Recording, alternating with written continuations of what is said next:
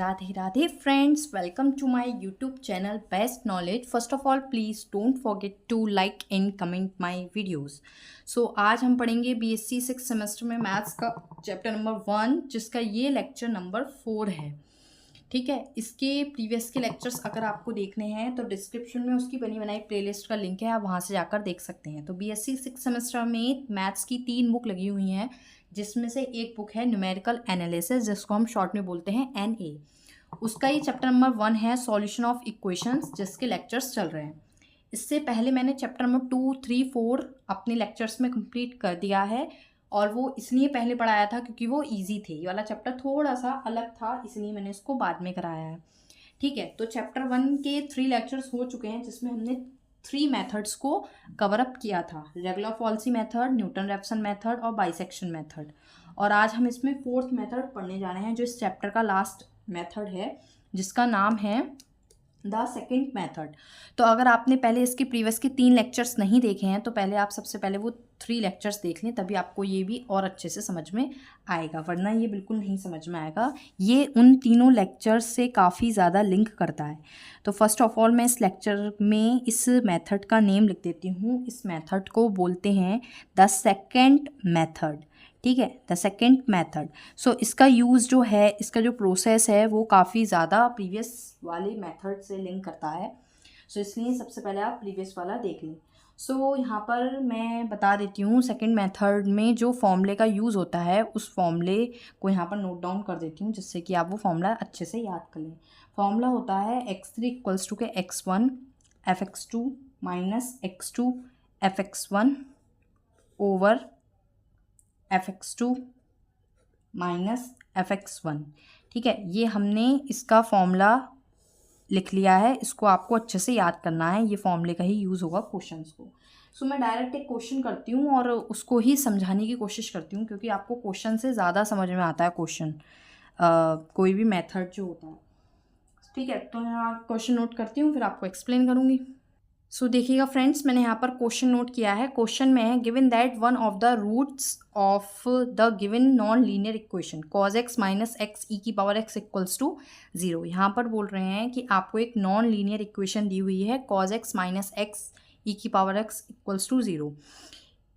इस non linear equations के आपको रूट फाइंड करने हैं। कैसे? लाइज बिटवीन 1/2 एंड 1, जो 1/2 और 1 के बीच में लाया करते हो। ठीक है, find the root correct to 3 decimal. जो हमको रूट फाइंड करने हैं तो वो कहाँ तक हो? 3 डेसिमल तो। ठीक है, अब आपको ये बात पता होनी चाहिए, जो मैंने अपने प्रीवियस मेथड्स कराए हैं उसमें आपको ये जो 2 पॉइंट्स गिवन हैं इस क्वेश्चन में, हर बार पहले खुद फाइंड करने पड़ते थे। ठीक है, खुद फाइंड करने पड़ते थे कि जो गिवन फंक्शन है, जो गिवन नॉन लीनियर इक्वेशन है, वो उसके जो रूट्स हैं वो कौन से 2 पॉइंट्स के बीच में लाया करेंगे। इस बार इन्होंने इतना काम कर दिया है कि आपको वो 2 पॉइंट्स दे दिए हैं जिनके बीच में इस इक्वेशन के रूट्स लाया करेंगे, 1/2 एंड 1। अच्छा, कैसे निकालते हैं ये वाले पॉइंट, ये मैं अपने प्रीवियस लेक्चर में बता चुकी हूँ, वहाँ से जाकर देख लें। सो अब हमारा काम आधा हो गया है। डायरेक्ट इसमें हम यूज़ करेंगे इस फॉर्मूले का और सेकेंड मेथड का। ठीक है, ठीक है, अब इसके सॉल्यूशन पर आते हैं, इसका सॉल्यूशन कैसे होगा। ठीक है, सो फर्स्ट ऑफ ऑल आपको जो फंक्शन गिवन है वो नोट कर लीजिए। फंक्शन गिवन है cos x minus x e की पावर x इक्वल्स टू 0। ये फंक्शन आपको गिवन है। सो इसमें हम सबसे पहले फर्स्ट अप्रॉक्सीमेशन निकालेंगे। क्या निकालेंगे? First approximation. जिन स्टूडेंट्स ने मेरे प्रीवियस के लेक्चर्स देखे होंगे उनको तो काफ़ी अच्छे से समझ में आ रहा होगा, और ये भी समझ में आ रहा होगा कि फ़र्स्ट अप्रॉक्सीमेशन कैसे निकालते हैं। तो फर्स्ट अप्रॉक्सीमेशन के लिए आपको यहाँ पर 2 पॉइंट्स चाहिए होते हैं, x1 and x2। So x1 is, ये जो पॉइंट्स होते हैं ये होते हैं x1 एंड x2। तो x1 is 1/2, it means 0.5, and x2 is 1। इसी तरह से हमें चाहिए होता है fx1, बिकॉज देखिए ना फॉर्मूले में आपको x1 और x2, fx1 और fx2 चाहिए। तो fx1 क्या होगा? fx1 होगा फंक्शन में वैल्यू रखनी होगी। तो फंक्शन में हम जब वैल्यूज़ को रखेंगे, यानी कि फंक्शन में जहाँ जहाँ x से 0.5 रखेंगे, सो आंसर आएगा 0.053। एंड फंक्शन में जब हम 1 रखेंगे, सो x2 आएगा fx2। fx2 आएगा माइनस के 2.178। अब आप बोलेंगे ये सब कैलकुलेट कैसे करा है fx1 एंड fx2, बिकॉज यहाँ पर हम cos 0.5 रखेंगे। सो क्या वैल्यू आएगी? सो ये हमने सॉल्व करा है by the scientific calculator. Scientific calculator में हम cos साइन किसी भी ट्रिग्नोमेट्रिक फंक्शन की वैल्यू निकाल सकते हैं, e टू द पावर में वैल्यूज निकाल सकते हैं by the help of scientific calculator. So exam में न्यूमेरिकल एनालिसिस की बुक में साइंटिफिक कैलकुलेटर अलाउड होता है, सो आप वहाँ पर उसकी हेल्प ले सकते हैं। सो ये मैंने वैल्यूज़ जो निकाली हैं उसी की हेल्प से निकाली हैं। अब हम वैल्यूज़ को फाइंड आउट कर चुके हैं, x1 x2 fx1 fx2। अब हम इसको इस फॉर्मूले में पुट कर देंगे। सो फॉर्मूले में पुट करने के लिए हम x3 लिखेंगे एंड देन ये फॉर्मूला यहीं लिखा हुआ है, वरना हम यहाँ पर नोट करते हैं। यहाँ लिखा हुआ है, इसका यूज़ करके हम यूज़ करेंगे x1 is 0.5 multiply fx2 is minus 2.178, ठीक है, minus x2 is 1 and fx1 is multiply 0.053 over fx2 minus fx2 is minus के 2.178 माइनस fx1 इज़ 0.053।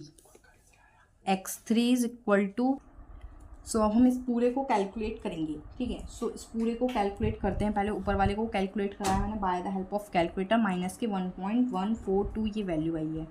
ओवर नीचे वाले को कैलकुलेट कराया, दोनों को माइनस माइनस प्लस ऐड कराया, माइनस के 2.231, दोनों को कैलकुलेट करने पाया 0.512, ठीक है। सो हमने ये x3 फर्स्ट अप्रॉक्सीमेशन हम फाइंड कर रहे हैं, x3 निकाल लिया। अब इसको हम फंक्शन में रखते हैं, जो वैल्यू आती है उसको हम फंक्शन में रखते हैं। ये जो वैल्यू आई है 0.512, उसको हम फंक्शन में रखेंगे। अब इसको हम फंक्शन में रखेंगे, जहाँ जहाँ x है वहाँ पर रखेंगे 0.512। ये मैंने फंक्शन में सारी जगह जहाँ जहाँ x था 0.512 पुट कर दिया है। तो fx3 की वैल्यू कितनी आ गई? fx3 की वैल्यू आई है पूरी कैलकुलेट करने के बाद, जब हम यहाँ पर कैलकुलेट करा आंसर आया है 0.017। सो हमने ये फर्स्ट अप्रॉक्सीमेशन निकाल दी है। ऐसे ही हम सेकंड निकालेंगे, थर्ड निकालेंगे, फोर्थ निकालेंगे, ठीक है। तो हमने फर्स्ट अप्रॉक्सीमेशन फाइंड कर दी है। अब हम सेकंड अप्रॉक्सीमेशन फाइंड करेंगे, ठीक है। तो नेक्स्ट पेज पर देखते हैं सेकंड अप्रॉक्सीमेशन।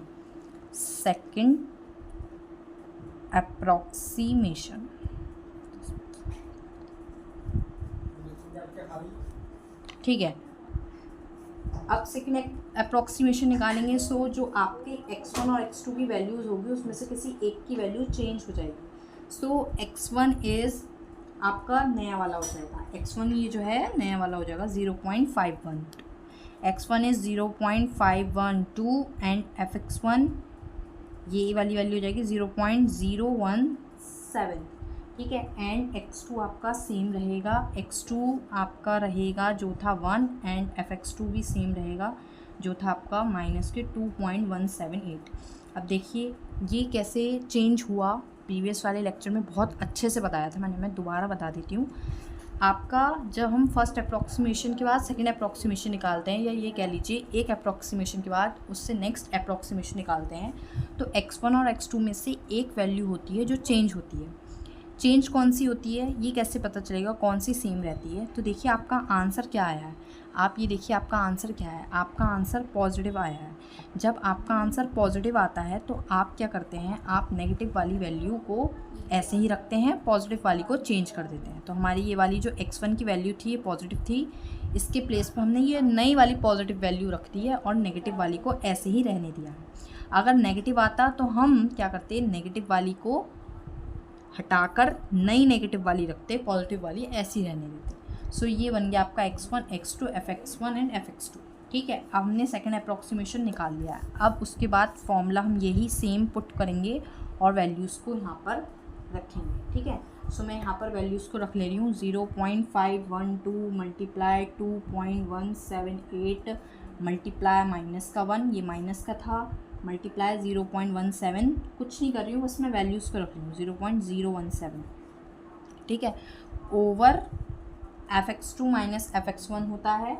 सो माइनस के 2.178 माइनस 0.017 एंड देन जब हम इसको कैलकुलेट करेंगे तो आंसर आएगा माइनस के 1.132 over 2.195 with negative sign, minus से माइनस कैंसिल एंड देन जब हम इसको डिवाइड करेंगे तो आंसर आएगा 0.516। So new x3 is 0.516। ऐसे ही हम थर्ड अप्रॉक्सीमेशन निकालेंगे और फोर्थ अप्रॉक्सीमेशन निकालेंगे।